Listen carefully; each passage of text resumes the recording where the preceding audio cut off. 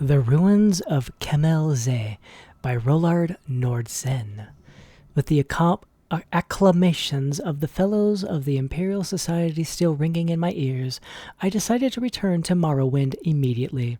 It was not without some regret that I bade farewell to the flesh pots of the Imperial City, but I knew that the wonders I had brought back from Raled-Makai had only scratched the surface of the Dwemer ruins in Morrowind. Even more spectacular treasures were out there, I felt, just waiting to be found, and I was eager to be off. I also had before me the salutary example of poor Bannerman, who was still dining out of his single expedition to Blackmarsh 20 years ago. That would never be me, I vowed. With my letter from the Empress in hand, this time I would have the full cooperation of the Imperial authorities. No more need to worry about the attacks from superstitious locals. But where should I look next? The ruins at Kamel-Ze were the obvious choice. Unlike Raled-Makai, getting to the ruins would not be a problem. Also known as the Cliff City, Kamel-Ze lies in the mainland side of the Vardenfell Rift, sprawling out down the sheer coastal cliff. Travelers from the east coast of Vardenfell often visit the site by boat, and it can be reached overland from the nearby village without undue hardship. Once my expedition had assembled in Sedanin, with the usual tedious complications involved in operating this half-civilized land, we set out for the village of Morag near the ruins, where we hoped to hire a party of diggers. My interpreter, Tuen Panai, had an unusually jolly fellow for a dark elf who I had hired in Sedanin at the recommendation of the local garrison commander, assured me that the local villagers would be very familiar with Kamel-Ze, having looted the site for generations. Incidentally, Tenpenny, as we soon came to call him, to his constant amusement, proved invaluable, and I would recommend him without hesitation to any of my colleagues who were planning similar expeditions to the wilds of Morrowind. At Morag, we ran into our first trouble. The hetman of the village, a reserved, elegant old fellow, seemed willing to cooperate, but the local priest, a representative of the absurd religion they have here, worshipping something called the Tribunal, who they claim actively live in palaces in Morrowind, was fervently against us excavating the ruins. He looked likely to sway the villagers to his side with his talk of religious taboos, but I waved the Empress's letter under his nose and mentioned something about my friend the garrison commander at Sedanin, and he quieted right down. No doubt this was just a standard negotiation tactic arranged among the villagers to increase their pay. In any event, once the priest had stalked off muttering to himself, no doubt calling down curses upon the heads of the foreign devils, we soon had a line of villagers eager to sign on to the expedition. While my assistant was working out the mundane details of contracts, supplies, etc., Master Arum and I rode on to the ruins. By land, they can only be reached using narrow paths that wind down the face of the cliff from above, where any misstep threatens to send one tumbling into the sea foaming about the jagged rocks below. The city's original entrance to the surface must have been in the part of the city to the northeast, the part that fell into the sea long ago when the eruption of Red Mountain created this mind-bogglingly vast crater. After successfully navigating the treacherous path, we found ourselves in a large chamber, open to the sky on one side, disappearing into the darkness on the other. As we stepped forward, our boots crunched on piles of broken metal, as common in Dwarven ruins as potsherds in other ancient sites. This was obviously where the looters brought their finds from deeper levels, stripping off the valuable outer casings of the Dwarven mechanisms and leaving their innards here, easier than lugging the intact mechanisms back up to the top of the cliff. I laughed to myself, thinking of the many warriors unwittingly walking around Tamriel with pieces of Dwarven mechanisms on their backs. For that, of course, is what most Dwarven armor really is, just the armored shells of ancient mechanical men. I sobered when I thought of how exceedingly valuable an intact mechanism would be. This place was obviously full of Dwarven devices, judging from the litter covering the floor of this vast chamber. Or had been, I reminded myself. Looters had been working over the site for centuries. Just the casing alone would be worth a small fortune sold as armor. Most dwarven armor is made of mismatched pieces from various devices, hence its reputation for being bulky and unwieldy. But a match set from an intact mechanism is worth more than its weight in gold, for the pieces all fit together smoothly, and the wearer hardly notices the bulk. Of course, I had no intention of destroying my finds for armor, no matter how valuable. I would bring it back to the Society for Scientific Study. I imagined the astonished cries of my colleagues as I unveiled it at my next lecture and smiled again. I picked up a discarded gear from the piles at my feet. It still gleamed brightly as if new made, the dwarven alloys resisting the corrosion of time. I wondered what secrets remained hidden in the maze of chambers that lay before me, defying the efforts of looters, waiting to gleam again in the light they had not seen in long aeons. Waiting for me, I only remained to find them. With an impatient gesture to Master Arum to follow, I strode forward into the gloom. Master Arum, Tenpenny, and I spent several days exploring the ruins, while my assistant set up camp at the top of the cliff and hauled supplies and equipment from the village.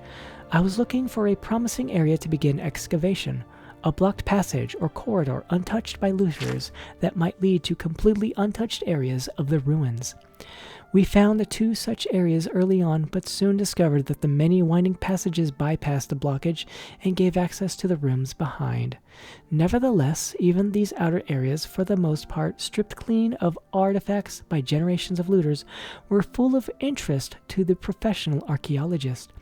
Behind a massive bronze door burst from its hinges by some ancient turmoil of the earth, we discovered a large chamber filled with exquisite wall carvings, which impressed even the jaded Tenpenny, who claimed to have explored every dwarven ruin in Morrowind. They seemed to depict an ancient ritual of some kind, with a long line of classically bearded dwarven elders processing down the side walls, all seemingly bowing to the giant form of a god carved into the front wall of the chamber, which was caught in the act of stepping forth from the crater of a mountain in a cloud of smoke or steam. According to Master Arum, there were no known depictions of dwarven religious rituals, so this was an exciting find indeed. I set a team to working prying the carved panels from the wall, but they were unable to even crack the surface. On closer examination, the chamber appeared to be faced with a metallic substance with the texture and feel of stone, impervious to any of our tools. I considered having Master Arum try his blasting magic on the walls, but decided that the risk of destroying the carvings was too great. Much as I would have preferred to bring them back to the Imperial City, I had to settle for taking rubbings of the carvings. If my colleagues in the society showed enough interest, I was sure a specialist could be found, perhaps a master alchemist, who could find a way to safely remove the panels. I found another curious room at the top of a long, winding stair, barely passable due to the fall of rubble from the roof. At the top of the stair was a domed chamber with a large ruined mechanism at its center. Painted constellations were still visible in some places on the surface of the dome. Master Arum and I agreed that this must have been some kind of observatory, and the mechanism was therefore the remains of a dwarven telescope. To remove it from ruins down the narrow stairway would require its complete disassembly, which fact no doubt had preserved it from the attention of looters, so I decided to leave it in place for the time being. The existence of this observatory suggested, however, that this room had once been above the surface. Closer examination of the structure revealed that this was indeed a building, not an excavated chamber. The only other doorways from the room were completely blocked, and careful measurements from the top of the cliff to the entry room and then to the observatory revealed that we were still more than 250 feet below the present ground level, a sobering reminder of the forgotten fury of Red Mountain. This discovery led us to focus our attentions downward. Since we now knew approximately where the ancient surface lay, we could rule out many of the higher blocked passages. One wide passage, impressively flanked with the carven pillars, particularly drew my interest. It ended in a massive rockfall, but we could see where looters had begun and then abandoned a tunnel through this debris. With my team of diggers and Master Aram's meager majory assistance, I believe we could succeed where our predecessors had failed. I therefore set my team of dark elves to work on clearing the passage, relieved finally to be beginning the real exploration of Kamel-Ze. Soon, I hoped, my boots would be stirring up dust that had lain undisturbed since the dawn of time. With this exciting prospect before me, I may have driven my diggers a bit too hard. Tenpenny reported that they were beginning to grumble about the long days, and that some were talking of quitting. Knowing from experience that nothing puts heart back into these dark elves like a taste of the lash, I had the ringleaders whipped and the rest confined to the ruins until they finished clearing the passageway. Thanks Dendar for my foresight is requisitioning a few legionnaires from Seydanin. They were sullen at first, but with the promise of an extra day's wages when they broke through, they soon set to work with a will. While these measures may sound harsh to my readers back in the comforts of civilization, let me assure you that there is no other way to get these people to stick to a task. The blockage was much worse than I had first thought, and in the end it took almost 2 weeks to clear the passage. The diggers were as excited as I was when their picks finally broke through the far end into emptiness, and we shared a round of the local liquor together, a foul concoction in truth, to show that all was forgiven. I could hardly restrain my eagerness as they enlarged the hole to allow entry into the chamber beyond. Would the passage lead to entire new levels of the ancient city filled with artifacts left by the vanished dwarves, or would it be only a dead end with some side passage leading nowhere? My excitement grew as I slid through the hole and crouched for a moment in the darkness beyond. From the echoing sounds of the stones rattling beneath my feet, I was in a large room, perhaps very large. I stood up carefully and unhooded my lantern. As the light flooded the chamber, I looked around in astonishment. Here were wonders beyond even my wildest dreams. As the light from my lamp filled the chamber beyond the rockfall, I looked around in astonishment. Everywhere was the warm glitter of dwarven alloys. I had found an untouched section of the ancient city. My heart pounding with excitement, I looked around me.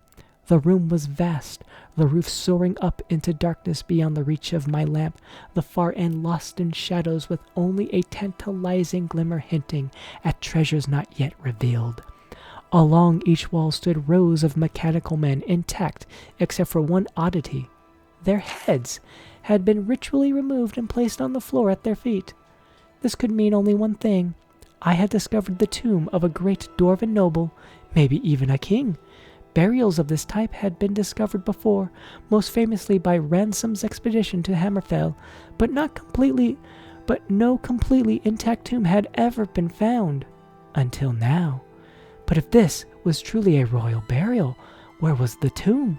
I stepped forward gingerly, the rows of headless bodies standing silently as they had for eons, their disembodied eyes seeming to watch me as I passed. I had heard wild tales of the curse of the dwarves, but had always laughed it off as superstition. But now, breathing the same air as the mysterious builders of the city, which had lain undisturbed since the cataclysm that spelled their doom, I felt a twinge of fear. There was some power here, I felt, something malevolent that resented my presence. I stopped for a moment and listened. All was silent, except it seemed I heard a faint hiss, regular as breathing. I fought down a sudden surge of panic. I was unarmed, not thinking of danger in my haste to explore the blocked passage. Sweat dripped down my face as I scanned the gloom for any movement. The room was warm, I suddenly noticed, much warmer than the rest of the labyrinth thus far. My excitement returned. Could I have found a section of the city still connected to a functioning steam grid?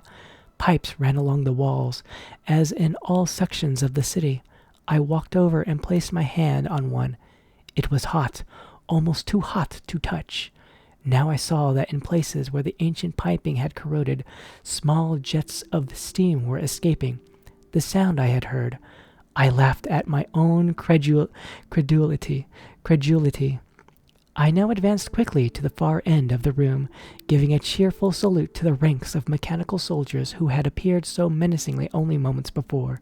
I smiled with triumph as the light swept back the darkness of centuries to reveal the giant effigy of a Dwarven king standing on a raised dais, his metal hand clutching his rod of office. This was the prize indeed.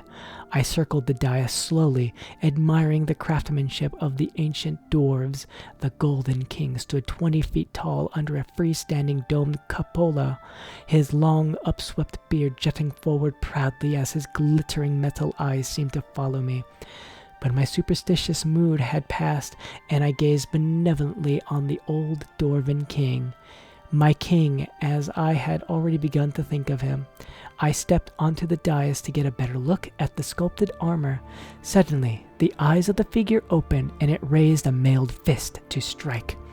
I leapt to one side as the golden arm came crashing down, striking sparks from the steps where I had stood a moment before. With a hiss of steam and the whir of gears, the giant figure stepped ponderously out from under its canopy and strode towards me with frightening speed, its eyes tracking me as I scrambled backwards. I dodged behind a pillar as the fist whistled down again. I had dropped my lantern in the confusion, and now I crept into the darkness outside the pool of light, hoping to slip between the headless mechanisms and thus escape back to the safety of the passageway. Where had the monster gone? You would think that a 20-foot golden kind would be hard to miss. That a 20-foot golden king would be hard to miss, but he was nowhere to be seen. The guttering lamp only illuminated a small part of the room. He could be hiding anywhere in the gloom. I crawled faster. Without warning, the dim ranks of Dwarven soldiers in front of me went flying as the monstrous guardian loomed before me. He had cut off my escape. As I dodged backwards, blow after blow whistled down as the implacable machine followed me relentlessly, driving me into the far corner of the room. At last, there was nowhere left for me to go. My back was to the wall. I glared up at my foe, determined to die on my feet.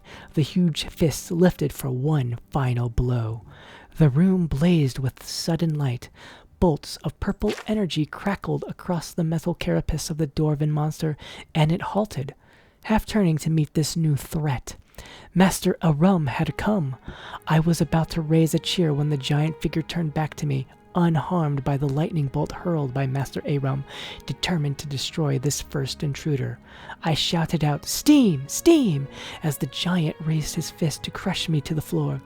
There was a hiss and a gust of bitter cold, and I looked up. The monster was now covered with a shell of ice, frozen in the very moment of dispatching me. Master Arum had understood. I leaned against the wall with relief. The ice cracked above me. The giant Golden King stood before me, the shell of ice falling away, his head swiveling toward me in triumph. Was there no stopping this Dwarven monstrosity? But then the light faded from his eyes and his arms dropped to his sides. The magical frost had worked, cooling its steam-driven energy. As Master Arum and the diggers crowded around me, congratulating me on my narrow escape, my thoughts drifted. I imagined my return to the Imperial City, and I knew that this would be my greatest triumph yet. How could I possibly top this find? Perhaps it was time to move on. Recovering the fabled Eye of Argonia. Now that would be a coup. I smiled to myself, reveling in the glory of the moment, but already planning my next adventure.